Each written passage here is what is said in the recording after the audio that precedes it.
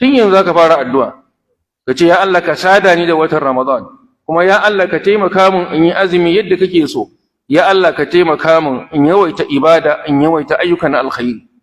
Tun yanzu zaka fara wannan addu'a, kamar yadda yake idan ka sa wata harka ta kasuwanci a gabanka, nan da wata ɗaya biyu zaka wata sabga ta kasuwanci, zaka fara addu'a. Kana bin malamai, kana biyan su kuɗi, akwai wata harkar da muka sa a gaba, a sa mu addu'a. Maka taɓa yin addu'a, ka ba wani malami kuɗi misali yanzu, malam wata azumi na zuwa, malam ka taimaka mu da addu'a Allah ya sa in yi azumi mai kyau. Ka taɓa yi? Ka taɓa yi?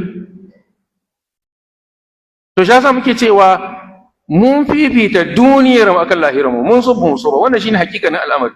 Sai dai mutum ya yi jayayya, sai dai ka yi jayayya, amma wannan shine hakikanin abin da halinka, halinmu, aikinmu yake nunawa.